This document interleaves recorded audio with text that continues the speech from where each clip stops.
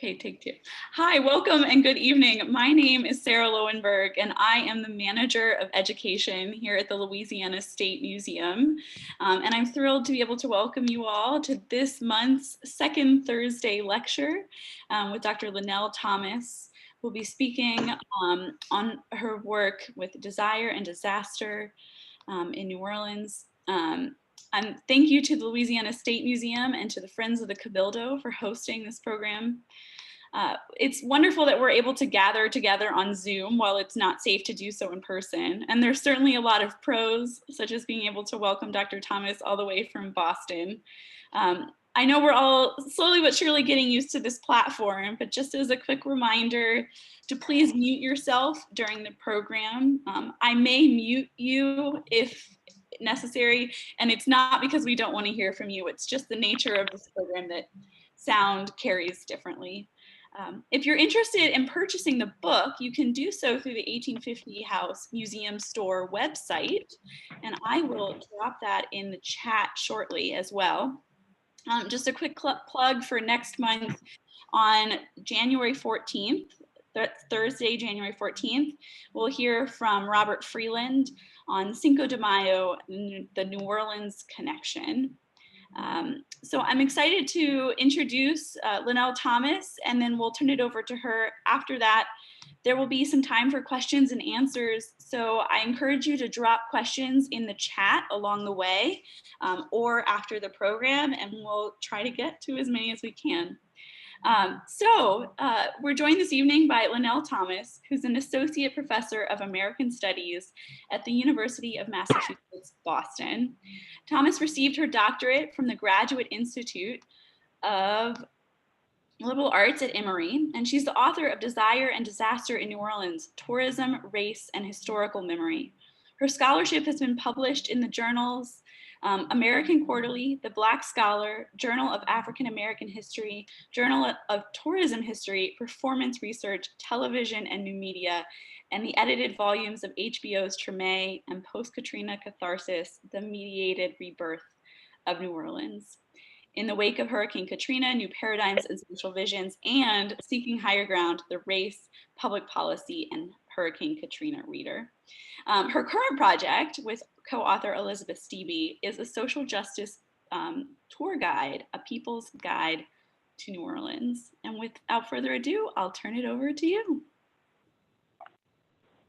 Thank you. I am going to try at least to share my screen.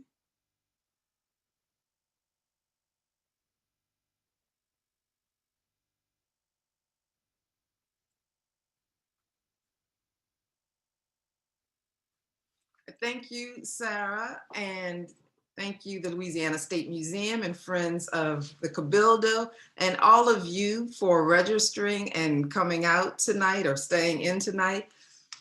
I know the last thing that you want to do is sign in for another Zoom call, so I really appreciate you being here. I do have to admit that this is a strange time for me to be talking about tourism, as the global tourism industry has really come to a standstill.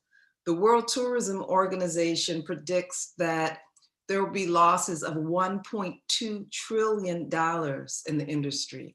And of course, in New Orleans, Mardi Gras is canceled for next year. There's been a stop to Second Line. So our tourist city, New Orleans as a tourist city, has certainly been hit hard. You know, this isn't my first time, however, doing research at a strange time.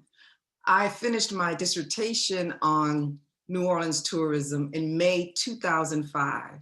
So we know just a few months later, Hurricane Katrina hit, and the failure of the levee system and so much devastation to the city and human suffering.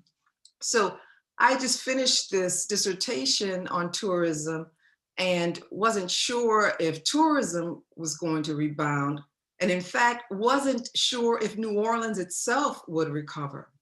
But of course, my research at that point wasn't my top priority. Like many of you, I was trying to locate family members and assess the damage and renovate my house and trying to navigate the bureaucracy of the Road Home program. But even early on, as I began to think about my research in light of the developments following Hurricane Katrina, I began to see some ways that helped me to reconceptualize that project through this new lens. I was seeing how there were life and death decisions being made that were reliant on some of the same stereotypes and tropes and structural inequalities embedded in the tourist image of the city. Even early on, I saw how news reporters initially reported that the hurricane had missed New Orleans. And that's because they were anchored in the French Quarter. This idea that that is all of New Orleans, or the only part that matters. Subsequently, even when we learned about the levee breaches, those rescue efforts, as people were dying and trapped in their homes, they were halted because of widespread rumors of Black lawlessness and violence and rapes that were never corroborated and yet were reported, and subsequently we learned were largely false or exaggerated, but again, life and death consequences. And even the representation of Black New Orleanians in those early days as degraded and debased or criminalized and vilified undermined Black humanity in that period. So that was one of the ways that helped me to reframe this project through the twin lenses of the framework of desire and disaster.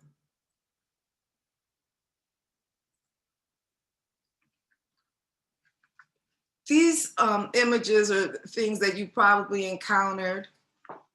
This is the desire part, the way that New Orleans culture or New Orleans tourism cultivates a desire for Black culture, inviting tourists to celebrate or participate in jazz funeral and second lines.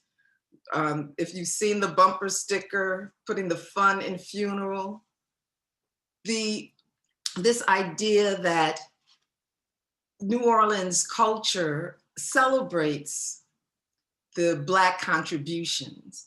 That's on the one hand, but simultaneous to that is the representation of the contributors to that culture, Black people themselves, often portrayed as sites and sources of disaster, or maybe even further, the major events of emancipation and desegregation viewed as disasters because of the perceived corollary events of the social ills of poverty and criminalization and immorality that are often associated with Black culture.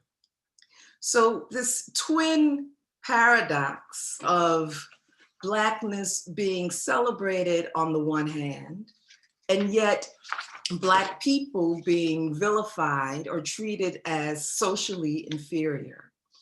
And there are a lot of different ways that in my research, which focuses primarily on the decades before Hurricane Katrina and this post-civil rights period, that we see that in how tourist narratives and advertisements focused on a particular period of New Orleans history, often European colonialism or that colonial period that excluded certain historical eras, that presented New Orleans history as exceptional, racially exceptional, not marred by the racism and racial violence of other Southern cities, and instead a place of racial harmony where it was okay. And you see in these advertisements for local plantations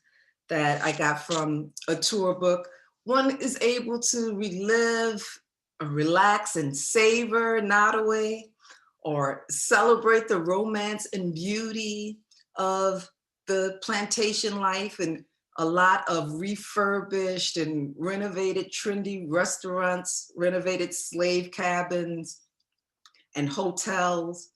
But this idea that this nostalgia for the Old South, visitors encouraged to view the Old South with a sense of nostalgia and loss, but not recognizing that this opulence and this romance and the leisure that was permitted for some people came at the expense and was facilitated by the labor of Black people and their exploitation.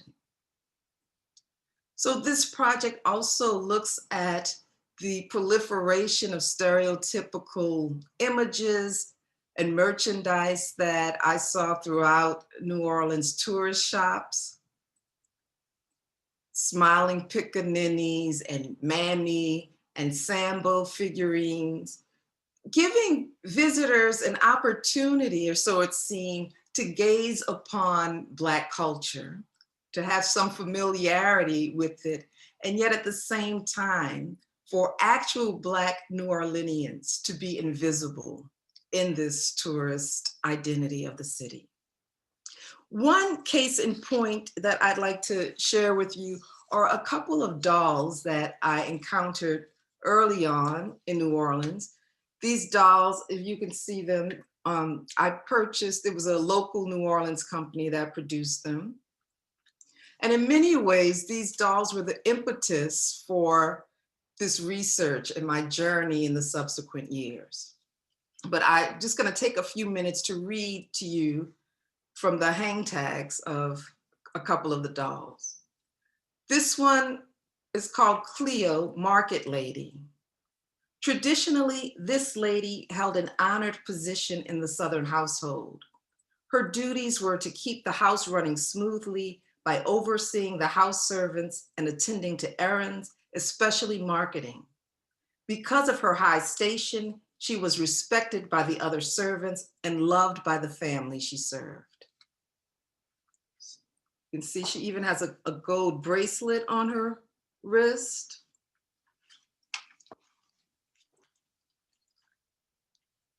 The second doll is Emma, circa 1850.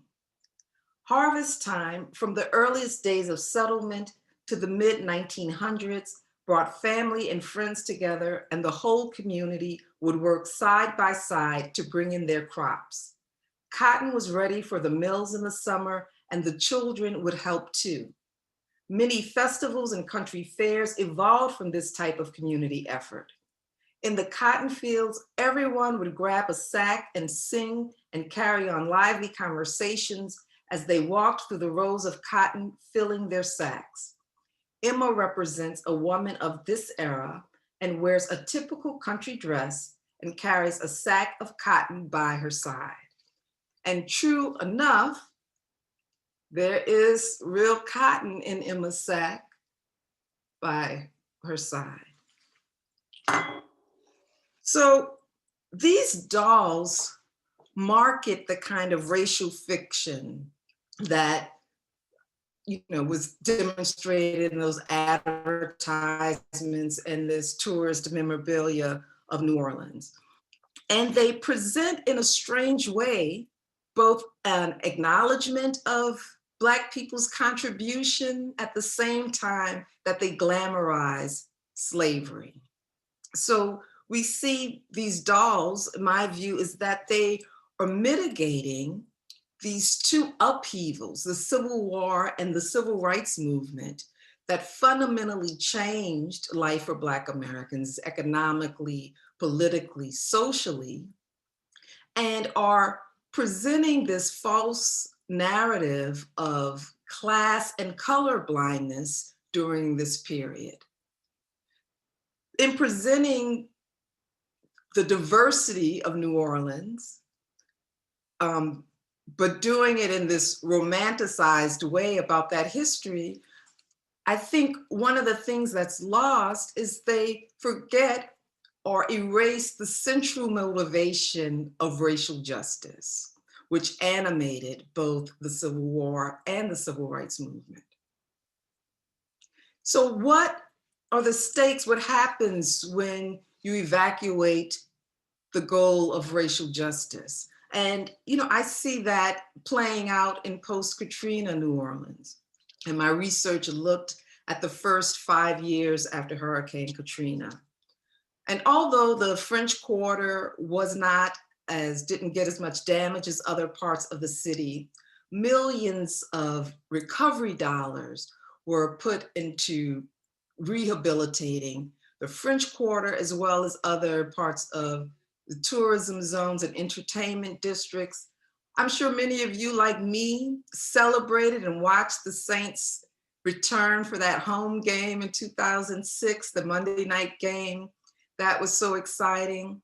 But while the Saints were able to return home because of the renovations to the Superdome that were fast-tracked, there were nearly 100,000 African Americans who could not return home, who didn't have the resources, who no longer had affordable housing to return to, who did not have an infrastructure to return to, schools or hospitals. So another instance where we see the prioritization of tourism at the expense of residents. And it marked a stark contrast to other neighborhoods. I'm not the only one who saw it. This message on the side of a barroom next to my mother-in-law's house was speaking to the fact that federal help did not fix everything, and it didn't do it for everyone, that some people were benefiting or profiting while others were not. And of course, the contrast between the manicured landscape of Jackson Square and the lower Ninth Ward, for instance, but also in neighborhoods like New Orleans East and Gentilly, those differences were stark. These are photographs I took between 2007 and 2013. And I'm sure many of you know that some of these areas still look this way. During the period immediately after, for a little while, there also developed disaster tourism, where people could go through often deserted neighborhoods and take pictures or look to see the devastation. So here is a sign that I think speaks to some of the residents' outrage at being made a spectacle for tourist interest, to be profited on that kind of pain and death and suffering and displacement. Because while the tourist city was recovering, the other parts of New Orleans languished behind. In many of the areas that already African Americans fell behind before Katrina were exacerbated after the storm. So this was one of the, I guess, motivating reasons for Elizabeth Stevie and I to embark on our project, A People's Guide to New Orleans, the social justice guidebook, which we see as a rejoinder to this kind of tourist narrative. And one of the things that is wonderful about the project is that it's not just a change in content and looking at the stories and sites of resistance and grassroots activism, but it's also a difference in how we conceive of tourism. It's a collaborative project. We are aided by an advisory board of artists and educators and activists and people steeped in New Orleans culture and passing it on to future generations. So in this process, these are some of the sites that we are looking at that will be included in the book. One of our advisory board members, Dr. Amy Lesson at Dillard University, has worked with this Bayou Bienvenue wetland triangle. And she, along with others who worked with residents to tell the history of this once vibrant ecosystem that had a diverse wildlife and vegetation that residents relied on for recreation and sustenance, but that was decimated in 1968 with the introduction of the shipping channel that many of us remember as Mr. Go. And that channel wasn't an economic success, but it was successful at killing off the cypress swamps, which affected what was once a barrier to storm surges. And so when Hurricane Katrina came, this channel served as a way for the storm surge to go through and devastate the lower Ninth Ward and St. Bernard Parish. But this is also a story about those residents who joined forces with universities and other community organizations to fight against and win their lawsuit against the Corps of Engineers, so that Mr. Go was closed, and now the Bayou Bienvenue Wetland Triangle is part of local and federal coastal restoration efforts. Another story that we are telling is the story of Mary Queen of Vietnam Church in Village de l'Est in New Orleans East, where I grew up. And again, a story of a community and an institution that banded together, not just as the Vietnamese community, but became leaders in New Orleans East and worked with African Americans and civil rights organizations and environmental organizations to stop the Chef Mentour landfill, which was authorized to accept all of the waste from Hurricane Katrina. And the fear was that in that waste were toxins that would seep into the groundwater that watered the community gardens in that neighborhood.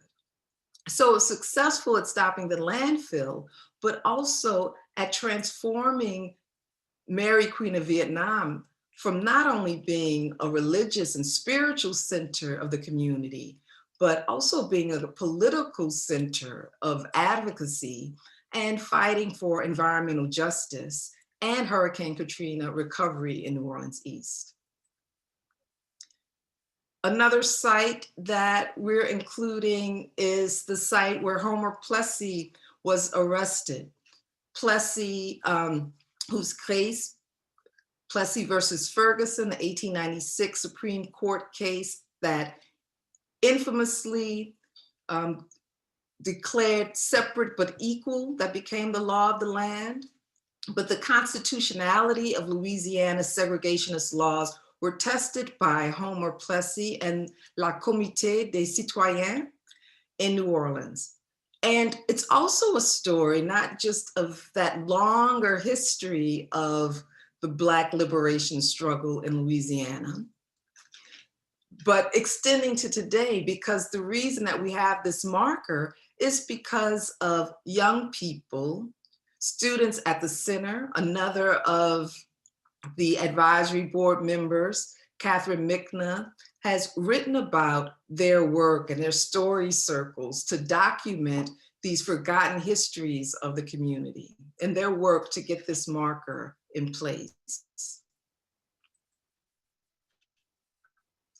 And Armstrong Park, who is named after New Orleans' famous son, Louis Armstrong, but we often don't hear the story about what was in this place before the park was built there in 1980. The raising of the neighborhood in the Treme from the 1950s through the 1970s to build what was supposed to be an arts and entertainment district that never materialized. But 10 square blocks of houses were demolished. I think 178 families were displaced from the neighborhood. And the reason that there's this awning, this facade upon entrance to Armstrong Park, is because there was a plan for it to be a fee-based amusement park.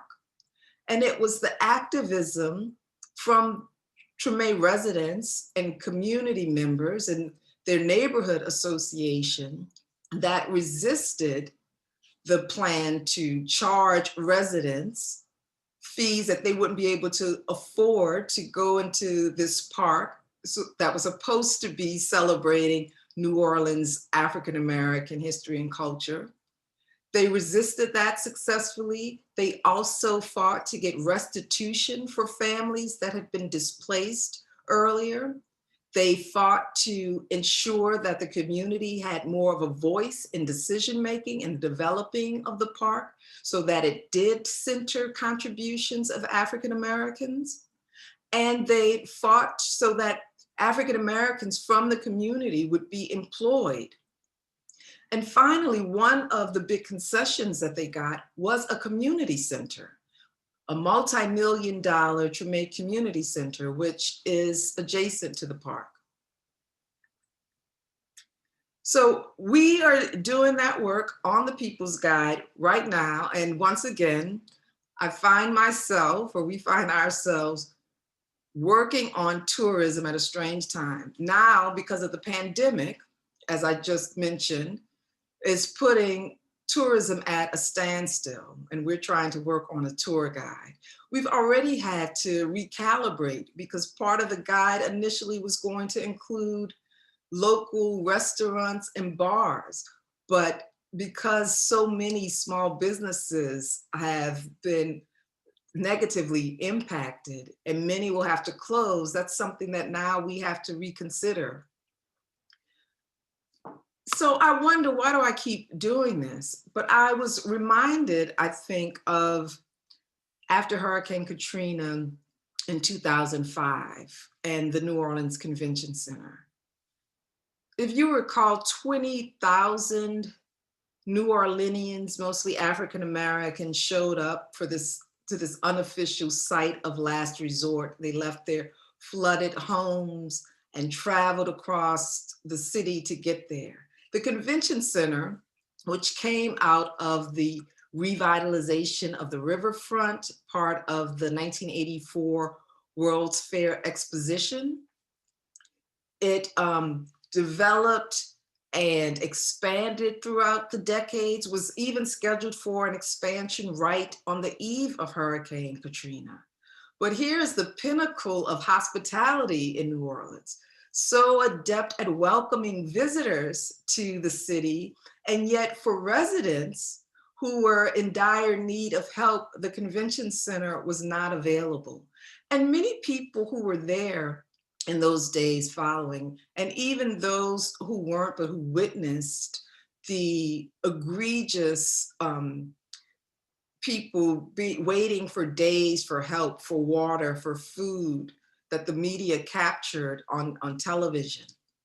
But a lot of people were there talk about the horrifying accounts of encountering the National Guard and police who were not there, or were not treating them like victims of a horrible tragedy, but like enemy combatants.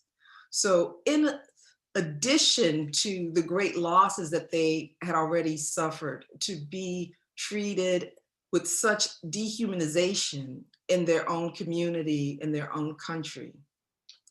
So I thought about this when recently this spring, I learned about the convention center being prepared as a COVID-19 hospital. And again, we see the National Guard. And it's evocative, not just because of the Guard's presence, but because those conditions that existed leading up to Hurricane Katrina, the severe racial disparities in wealth and income, the disparities in employment, in healthcare access and education that were racialized before Hurricane Katrina and exacerbated after that with no more or much less affordable housing, no more public housing in the way that we had it before. So that here in the midst of this pandemic, those conditions are being highlighted as African Americans and Latinos are more vulnerable to the coronavirus and more likely to die from it. So even in the same way that the hurricane shed light or illuminated some of these structural inequalities, the pandemic is doing the same thing. There are a lot of cities throughout the world right now that are trying to reimagine tourism in light of our current reality.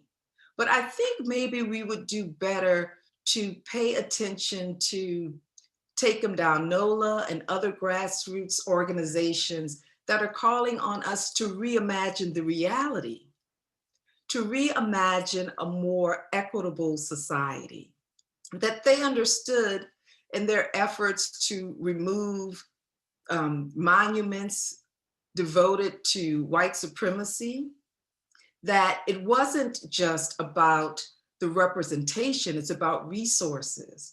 And these are not simply symbols of white supremacy, but an outgrowth of the structures of white supremacy that are embedded in tourism and every other aspect of our society.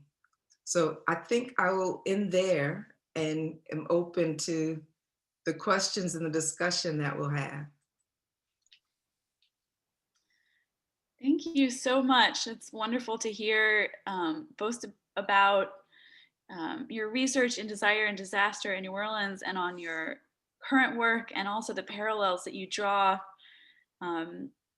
between the city's recovery from Katrina and the current moment that we face. As a reminder to attendees, if you have questions, I encourage you to drop them in the chat so that we can be sure to get to them. But I'll kick us off I'm curious if you can speak a little bit more about how you hope this guide that you're working on will be implemented. What is your vision for how it might inform someone's visit or someone's understanding of the city, and who it might inform? Yeah, that's a good question. I mean, I think what I imagine is sort of re-envisioning the tourist landscape. So moving beyond the normal tourist core to neighborhoods that people don't normally visit or know about, including histories that people don't normally know about or learn about or associated with the city. And also reinterpreting some of the landmarks that we do know about, but to have more inclusive histories and to look at the participation and contributions of people that are often marginalized in the tourist narrative: Indigenous folks, African Americans, people of color, queer folks. So to add them, I shouldn't say add, but to make visible their contributions to New Orleans history and culture. Thank you. We've got a question in the chat. The question is, to follow on from your conclusion, what names and processes do you think are most promising for the renaming of places and streets in New Orleans, such as the place known as Lee Circle? So by names and processes, I know we can't really talk, but actually, Martha, feel free to unmute yourself if you want to follow on that, but I'll try and extrapolate that we're going through this process right now of I was thinking, sorry, hi Lynnell. I was thinking about what processes you would like to see put in place for renaming places, and also whether you had any favorite names for renaming. I guess I don't have any favorite name. I think many folk, me included, and Elizabeth Stevie and other people from the advisory board did participate in paper monuments, which was one initiative that, you know, generated input from the community about how they would like to see, who they would like to see memorialized in the city, what kind of monuments, even where they would like them. So, you know, we see ourselves in partnership with those kinds of initiatives.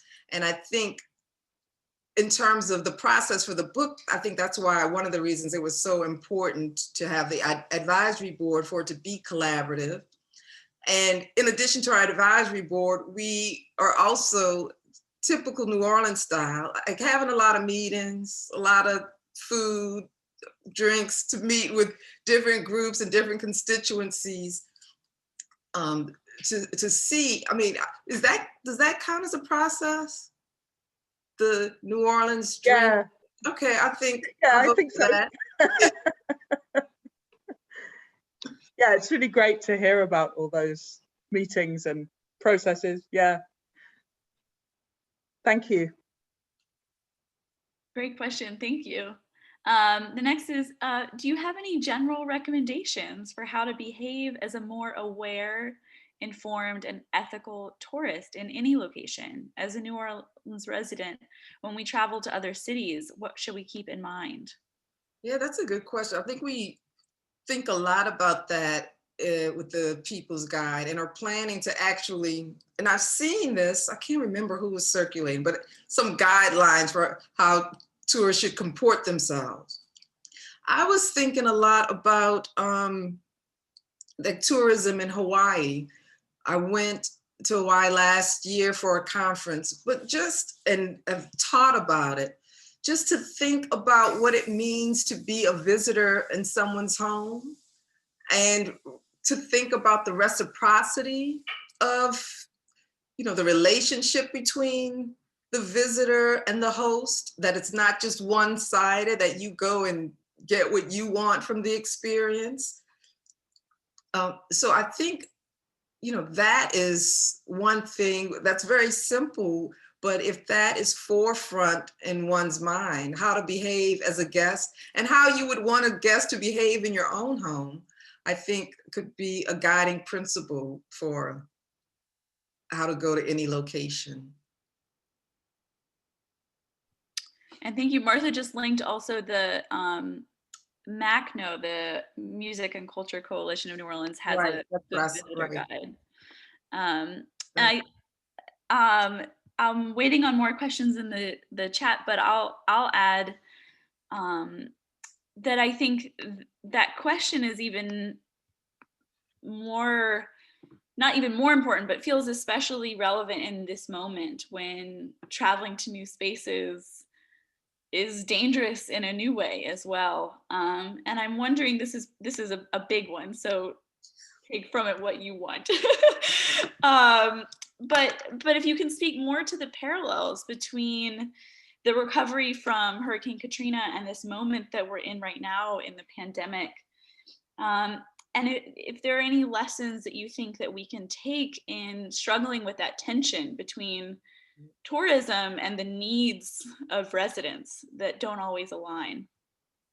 Yeah, I think there are a lot. So, all right, Sarah, this was a big one. But, as you were talking, I was thinking about some other parallels, because one of the issues that we are having in the United States is all of the, tension and contestation over mask wearing. But this, idea about this particular virus puts a different kind of onus on us, because it's not just about our own health, that our decisions are really affecting the most vulnerable in society, the elderly, people who have pre-existing conditions. And I think part of this dissension maybe is stems from this, about whether or not we are taking care of other people and not just focused on our own well-being or our own gratification. And maybe, thinking about it in that way, that is kind of the lesson about all of this, including the marches all summer against anti-Black racism and, structural violence, is really about thinking about other people, not hoarding resources, so, on some level, it's our thinking about ourselves as part of a collective, I think, is something that we can take away that is really at the core of equity.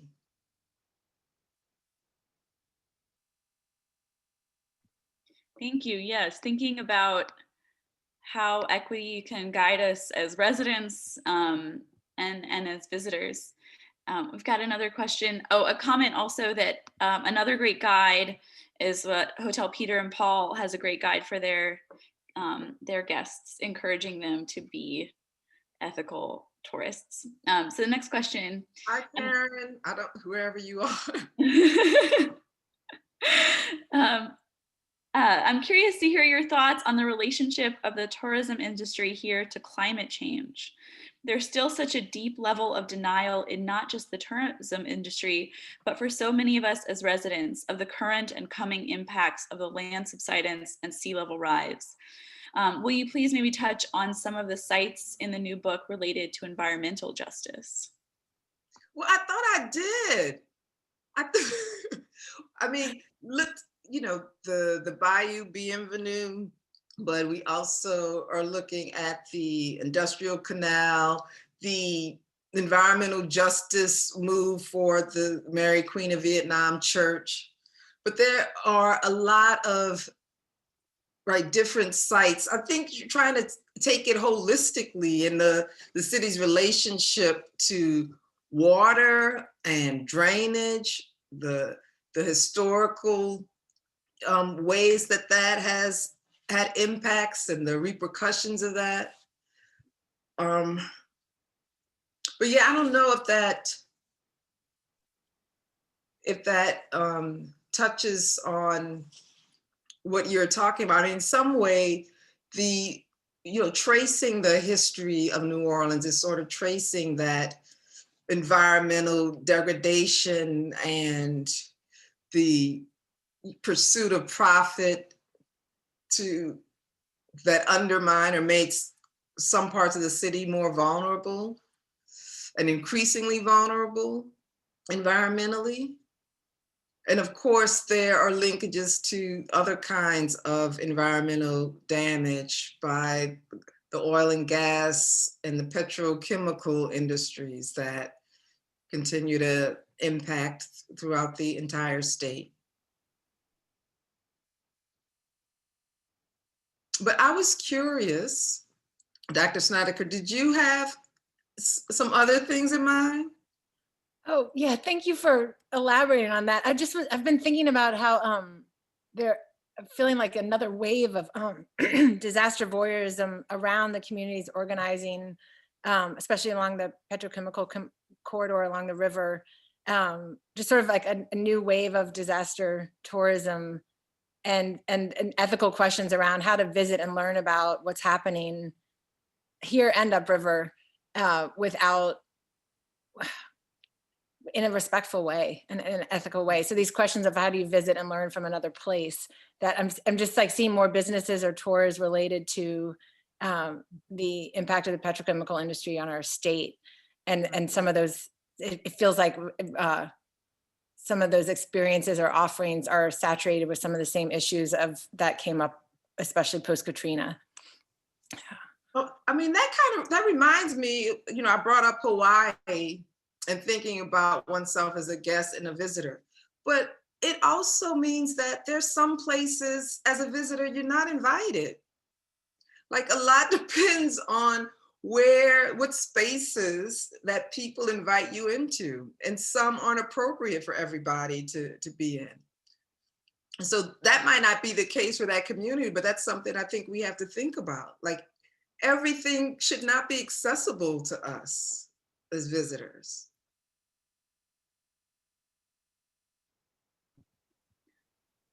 It's a great point. Thank you. The next question is, if you were a tour guide in New Orleans, what are 3 places that you would take visitors to show the contributions of African Americans to the history of New Orleans? I had to pick just 3. I'm gonna cheat because I just send everybody to hidden history tours. so they could do like the African American walking tour, the French Quarter. So there's less pressure on me. That's fair enough. People are doing the work. Support their work. And I think you touched upon this, but I'm going to ask the question anyway in case there's anything you want to add. But are you ever concerned that by drawing tourists' attention to lesser known community spaces, you're increasing tourism that could negatively impact those spaces? And perhaps elaborating on that, are there other ways that we can support those spaces or encourage visitors to support those spaces without Right. encroaching? Yeah, that's a good question, and something that we have to deliberate about. I mean, continuously with the book.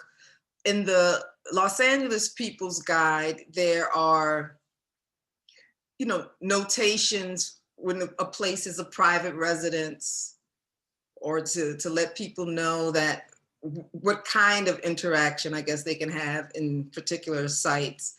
But I think it also, again, is a collaborative part. There might be some communities or parts of the communities that are welcoming of more, tourist activity and want that. So I think a lot is about that discussion, and it's going to vary at different sites. But right, to have that overarching idea of treating every space ethically, I think is important. Because I do write, I don't want to be guilty of the very things that I've been critical of.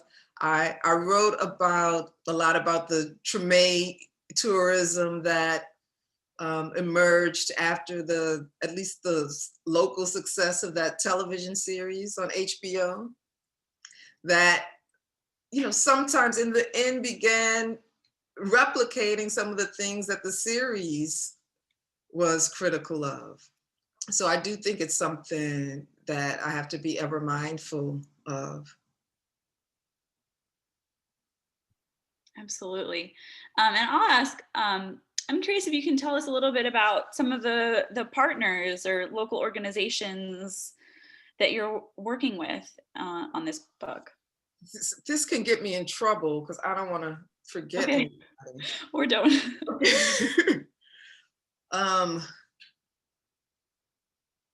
I wish I had a list. Okay, I mentioned Amy Lesson, and I mentioned Catherine Mickna, Leon Waters. I mentioned his tour.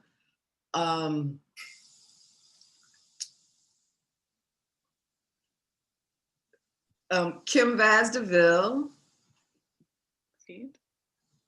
What number am I on? That's just a fair number. I was just curious to hear more about like maybe some of local partners that you're working with or organizations that you are excited to highlight. So that answers it. Yeah. Unless I feel like it doesn't. I'm gonna have to put the rest in the chat as I think about everyone. Yeah. And there's another question in the chat I'll throw at you. How do you think the type of work that you are doing with your project, raising awareness on African American contribution to the history of a city, a region, et cetera, can fit in with the debate on reparations? Oh, y'all aren't playing tonight. Well, I mean, one of the things that, even in telling that short story about Armstrong Park, and maybe this is one of the, things I'm better at, and follow the lead of especially young people, the activists who are doing the hard work, but pointing to the history of ways that people have been able to advocate for resources. So in the case of Armstrong Park, part of those negotiations were about getting the community center. Like these were forms of, I use the term restitution, but forms of reparation for displacing and raising those neighborhoods in the decades before, and a way to employ people. So I think telling those kinds of histories is part of it, that this is not some completely far out radical proposal, but there's precedent and maybe some models for how people have done that in the past. Thank you. Yeah, and it's a great question. I have a question about actually your first project, and I'm wondering, thinking about these spaces that you were describing that tell this very desirable narrative about the South and the Old South, and leave out some key parts of the story and of our history. And I'm wondering if either since you were studying that or from the start, if there are places that you've seen that have done a good job or a better job of shifting the narrative that they tell and the history that they tell, or that have been doing a better job since their inception that you can share.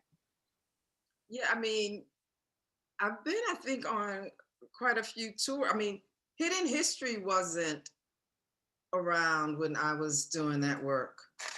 I've been on tours. I don't know if they are still, some of these tours that I've been on were seasonal or temporary. There was a indigenous tour, Balbancha, that I went to. Shanna Griffin did tours on, housing rights and activism. So, right, I definitely think there are still, I don't know if any of these efforts, they still, in the first project, I did look at particularly some African-American heritage tours. The problem then, which may still befall a lot of organizations, is trying to compete with, the Gray Line bus tours and those mainstream tours that aren't doing that work. I think the thing that's happening now is that there are more people that are interested in these, what would have been alternative tours before, and more people spreading the word about them. So I think that does increase the likelihood that they can, sustain themselves, or at least before this pandemic, because, Yeah, I was gonna say it's everything is different now than it was a year ago. Oh, and thank you, Rebecca, for linking the Shanna Griffin's site. So I'll just ask, do you know yet when we can expect the book? When can we, or not? You can ignore the question. Well, I mean, I can't, I don't know. But also because of the pandemic, we can blame everything on that. But it did, put a halt to things. The archives were closed. It just, made everything more difficult. And like I mentioned, it really changed how we have to think about the information that we're including, because, right, when you don't know what is actually going to be there, when the dust settles. But I will keep updated. Please do. And that's an incredibly valid answer, to blame the pandemic. I think we are all experiencing that in some capacity, a change in schedule, a change in plan. So I just want to thank you so much for sharing your insight and what you're working on. An incredibly timely topic, I think, for this city and for all of us wherever we're zooming in from this evening. It's great to see so many familiar faces and new faces on Zoom tonight. So thank you all for your questions, and thank you so much, Dr. Thomas, for your time and expertise. Yeah. Thank you. All right, and I will be sending out this recording in the next few days, along with a brief survey to help us gauge how we're doing and how we can set up these presentations better. So look out for that in your email. And thank you for joining. Bye. Good night, everybody. Thanks.